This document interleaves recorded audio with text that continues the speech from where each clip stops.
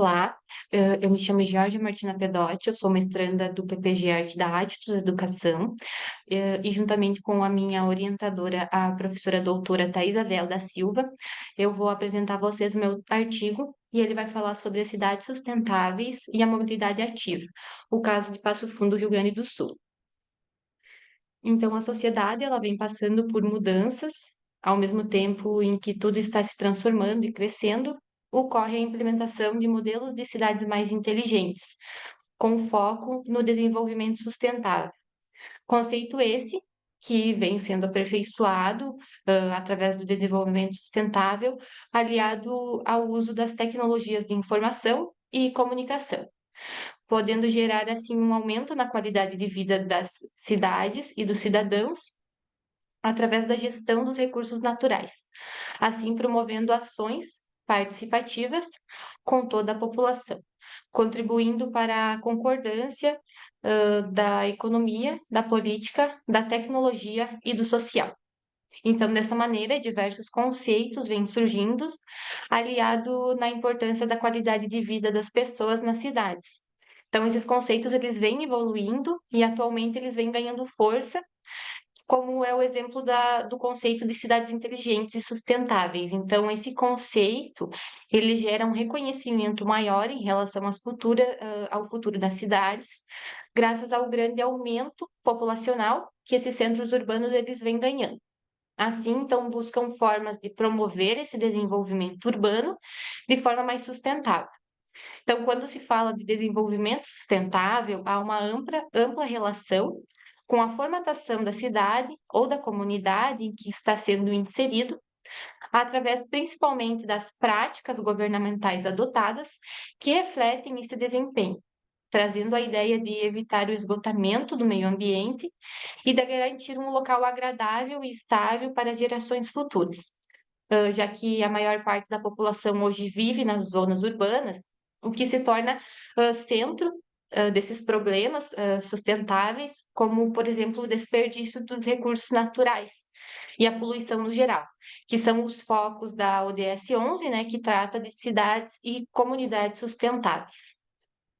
Então, através da poluição vista hoje, não somente nesses grandes centros urbanos, mas em todo o território, podemos perceber as dificuldades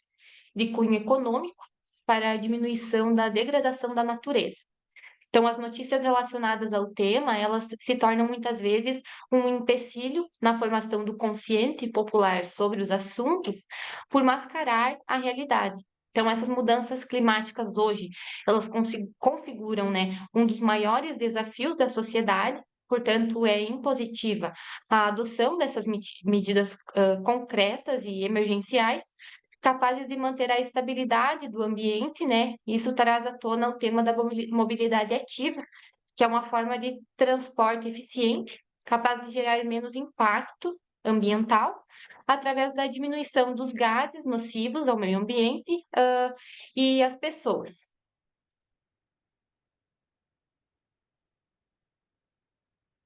Então, o objetivo desse trabalho busca analisar alguns pontos importantes nas cidades, como os conceitos de alguns termos, como cidades inteligentes e sustentáveis, e a mobilidade ativa na cidade de Passo Fundo, propondo a análise e expansão das ciclovias, mantendo a sua conexão com as estações de compartilhamento de bicicletas existentes na cidade.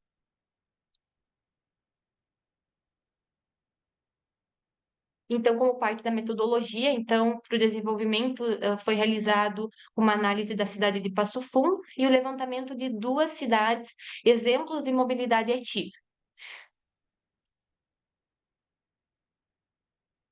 Então, como Passo Fundo ela está localizada no estado do Rio Grande do Sul, mais precisamente no interior do estado, conforme é representado nessa figura à esquerda, e é reconhecida como a principal cidade do Noroeste gaúcho, conta com uma população hoje de 206.224 habitantes, assim é considerada uma cidade de porte médio. A cidade ela é destaque no desenvolvimento econômico, e abrange uma economia diversificada. Então, ela se concentra em atividades industriais, comerciais e de serviço. Já a configuração urbana do município, ela se consolidou em dois eixos principais de ordenação que auxiliam no crescimento da cidade. Então, o primeiro eixo foi o de desenvolvimento, é a Avenida Brasil, descrita no mapa disposto à direita, na cor vermelha, e o outro eixo foi a Avenida Presidente Vargas, na cor amarela do mapa, que foi instalada a ferrovia e na qual trouxe, né, um grande impulsionamento para a área.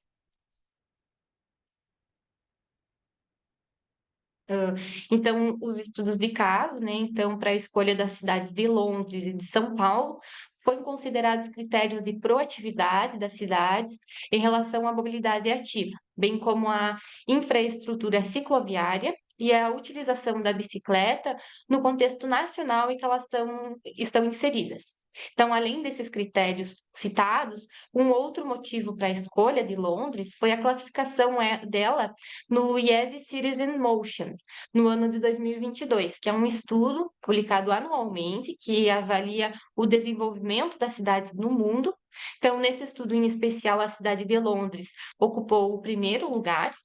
e já em contexto nacional, existe o ranking Connect Smart Cities, que classifica as 100 cidades com maior potencial de desenvolvimento do país, e São Paulo também foi o primeiro lugar na avaliação do quesito de mobilidade no ano de 2022. Então, a cidade de São Paulo, ela localiza-se na região sudeste do Brasil, sendo a capital do estado de São Paulo. Ela abriga cerca de 11.451.245 habitantes. Ela é dividida em 5 regiões demográficas e conta com 99 bairros. Então, o relevo da cidade de São Paulo é considerado acidentado, portanto, em algumas localidades o relevo ele pode dificultar a locomoção do uso da bicicleta, então pode-se observar a presença de feições planas próximos aos cursos dos rios, bem como a presença de morros e serras. Já a cidade de Londres, que é a capital da Inglaterra, ela está situada na região sudeste do Reino Unido, conta com uma população de 8.173.900 habitantes e atualmente é uma das cidades mais populosas da União Europeia.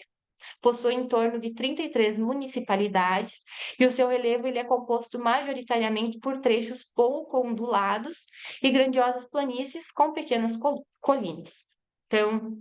através da evolução da infraestrutura cicloviária dessas cidades, né? Então, em São Paulo, desenvolveu-se um plano de mobilidade urbana que determinam diretrizes e medidas para o planejamento da gestão e da regulação do transporte coletivo e demais formas de mobilidade, né?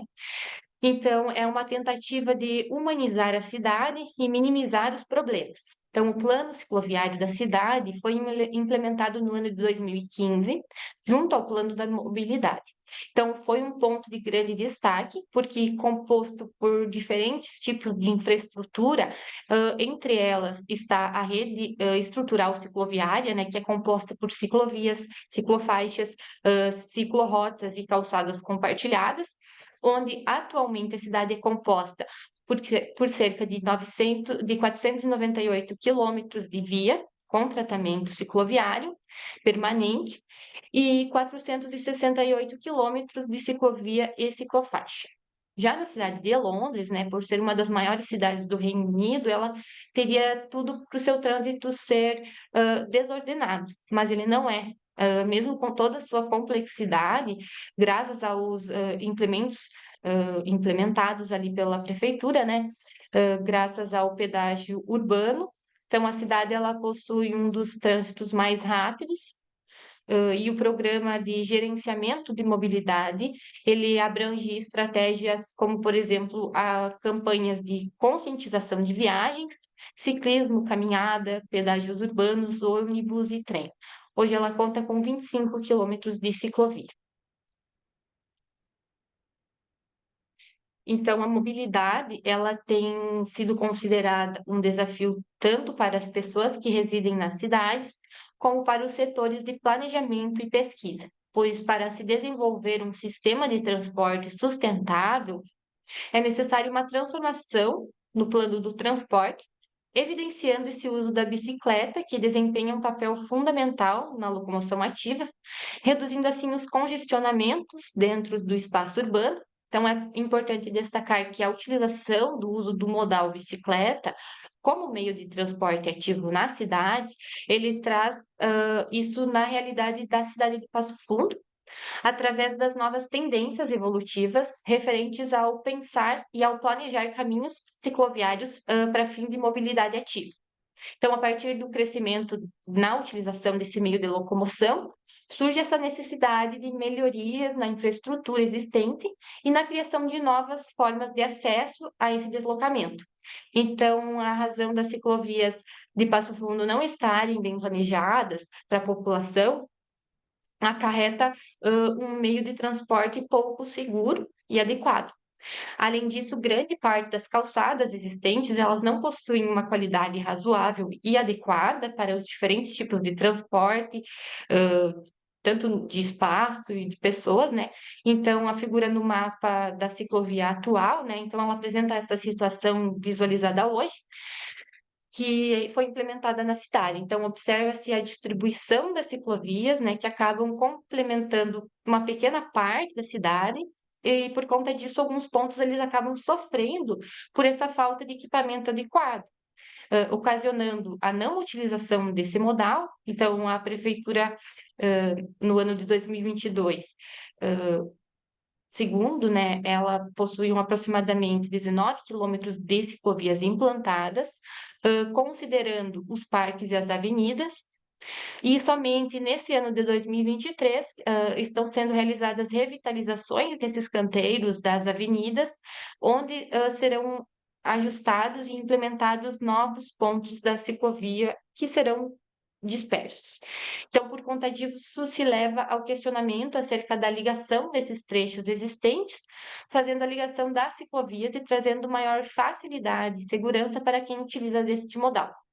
Então, a figura do mapa cicloviário proposto, então, apresenta a ideia de expansão da malha cicloviária, de acordo com os trechos existentes e percorrendo ao longo também dessas estações de compartilhamento. Então, a proposta de expansão seria a ligação das ciclovias que já existem, e a criação de 2 novos trechos que seriam responsáveis por essa ligação. Então, com essa expansão, seria mantido esse incentivo, né, já que a prefeitura também, implantou esses 10 novos trechos de estações de compartilhamento no intuito de melhorar também essa locomoção.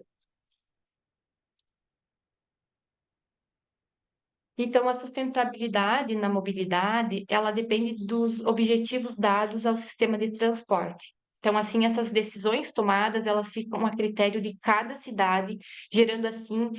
implicações diretas na mobilidade, que deve ser pensado não apenas como um atributo de velocidade, agilidade e aceleração dos movimentos no meio urbano, mas sim como um exercício saudável dentro das cidades, através dos benefícios atribuídos pela urbanização consciente.